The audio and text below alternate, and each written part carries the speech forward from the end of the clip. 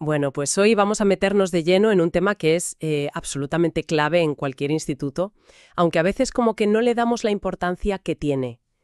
La acción tutorial. Tenemos aquí delante unos cuantos documentos académicos, una unidad didáctica también, que nos van a servir un poco de mapa. Exacto. Y la idea no es solo quedarnos en la definición, sino entender por qué esta figura es tan crucial.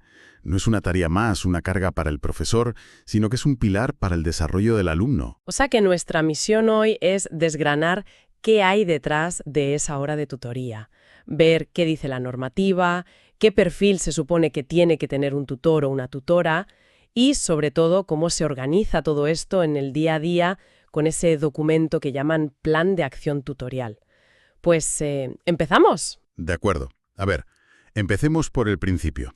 Esto de la tutoría, ¿es una moda pedagógica de ahora o tiene raíces más profundas en nuestro sistema? Pues fíjate, tiene unas raíces muy sólidas, ¿eh? No es una ocurrencia de ayer, para nada.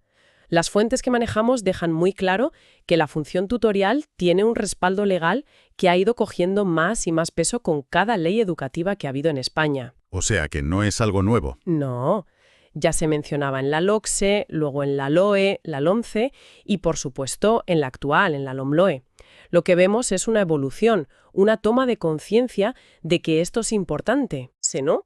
Los documentos citan textualmente que deben encargarse de la tutoría de los alumnos, la dirección y la orientación de su aprendizaje y el apoyo en su proceso educativo en colaboración con las familias. Y no se queda ahí, que ya es mucho. Añade que deben atender al desarrollo intelectual, afectivo, psicomotriz, social y moral del alumnado. O sea, es una declaración de intenciones en toda regla. Es que es un rol enormemente amplio. Totalmente. Le está pidiendo esta figura que se ocupe de la persona en su totalidad, no solo del estudiante que saca buenas o malas notas. Vea una necesidad real, ¿no? Uno de los documentos cita a un autor, Álvarez, que ya en 2017 apuntaba a varias cosas que hacen que el tutor sea indispensable. La primera, que la formación debe ser integral, que sirva para la vida, no solo para la universidad. Exacto. Esa idea de que la educación es mucho más que memorizar datos. Pero Álvarez señala otro punto que me parece clave: la heterogeneidad que hay en las aulas. Claro. Es que con la escolarización obligatoria hasta los 16, en una misma clase te encuentras a chicos y chicas con intereses, capacidades y familias radicalmente distintas. Se acabaron los grupos homogéneos. Y en medio de toda esa diversidad, es muy fácil que alguien se quede atrás o se sienta un poco perdido, me imagino. Precisamente. Y ahí entra el tercer factor que menciona este autor, que es muy revelador. El currículo a veces es tan académico, tan dividido en asignaturas, que no deja hueco para trabajar otras cosas. ¿Cómo qué, por ejemplo? Pues, a ver, no hay una asignatura de gestión de conflictos o de trabajo en equipo. Ese espacio, por defecto, tiene que cubrirlo la tutoría. Entiendo. O sea, en un sistema cada vez más complejo y diverso, el tutor es como el hilo conductor, es la única persona que tiene la visión de conjunto del estudiante, más allá de la nota de mates o de historia, es como un ancla personal. Sí, un ancla y también un guía.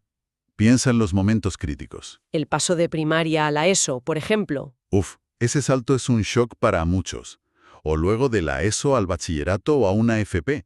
Son encrucijadas donde una buena orientación es fundamental. El tutor tiene que estar ahí. Y ahí mencionan los documentos un concepto que suena muy serio, el consejo orientador. ¿Y lo es? Es un informe que se hace al final de segundo y de cuarto de la ESO. Lo elabora todo el equipo de profesores, pero coordinado por el tutor. Y ahí se le propone al alumno y a su familia qué camino creen que es el más adecuado para él o ella. No es vinculante, ¿verdad? No, no lo es. Pero imagínate el peso que tiene. La responsabilidad es enorme. Estás aconsejando sobre el futuro de una persona. Uf, desde luego. Y esto me lleva directamente a la siguiente gran pregunta. Ya hemos visto el por qué, la necesidad. Ahora, el quién. ¿Quién es esta persona? ¿Vale cualquier profesor para ser tutor? Pues los documentos dejan muy claro que no, en absoluto. Y es fascinante ver cómo ha evolucionado la propia idea de lo que es ser tutor. Las fuentes recogen, por ejemplo, una definición de un tal Jones de 1961. De hace ya tiempo. Sí, él lo veía como un experto en la integración escolar y vocacional. Una visión muy técnica, muy de su época.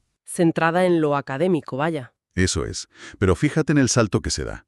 Apenas 16 años después, en 1977, un autor español, Benavent, ya lo describe de una forma mucho más humana.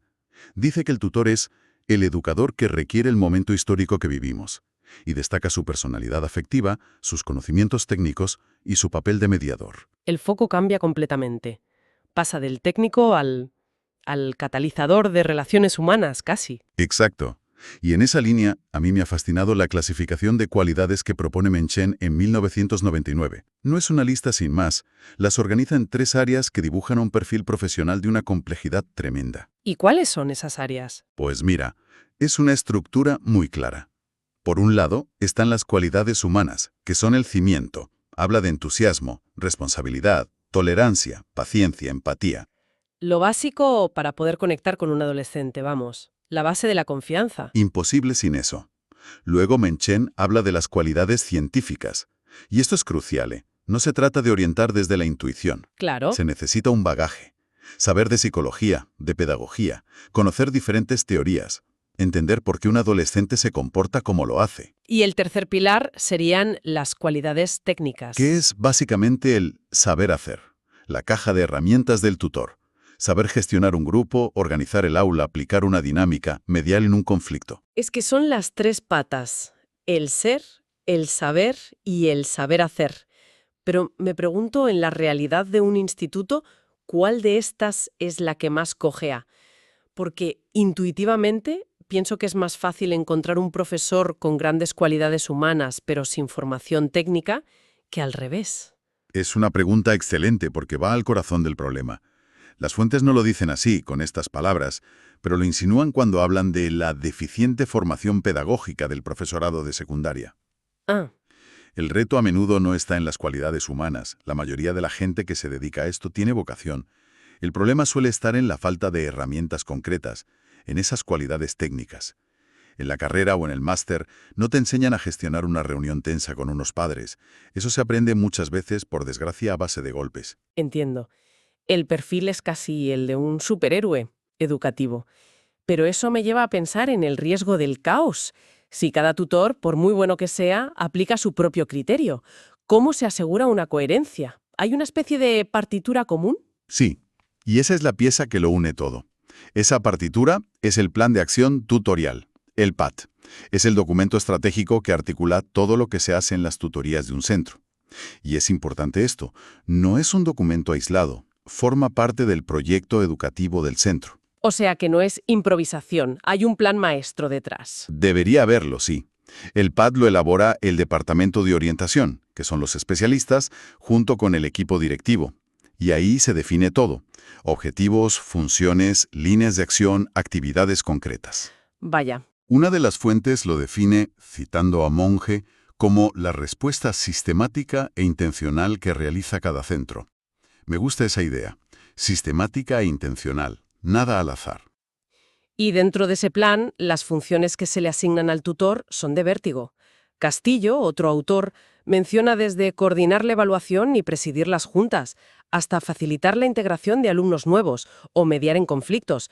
Es el hombre o la mujer orquesta del grupo. Totalmente. Y dentro de esas líneas de acción del PAT, las fuentes le dan muchísima importancia a un área que a menudo no cabe en las asignaturas: la educación emocional. Un tema del que todo el mundo habla ahora, pero que no debe ser fácil de llevar al aula. Para nada. Y las fuentes, basándose en Álvarez, proponen un marco muy útil para trabajarla, con 5 competencias. La primera es la conciencia emocional, saber qué sientes y ponerle nombre. Y reconocerlo en los demás también. Exacto. La segunda, la regulación emocional. Aprender a gestionar la frustración, la ira, el estrés. Habilidades que a muchos adultos todavía nos cuestan, ¿eh? Sin duda. La tercera es la autonomía emocional, que incluye la autoestima y la resiliencia. La cuarta, la competencia social, empatía, asertividad. Y la quinta, las habilidades para la vida: tomar decisiones, organizarse, saber buscar ayuda.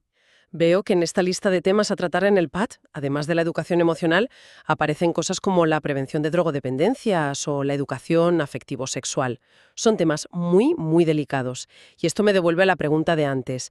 ¿Cómo preparas a un tutor que a lo mejor es profesor de física para hablar de esto con adolescentes sin meter la pata? Esa es la pregunta del millón. Y el gran reto.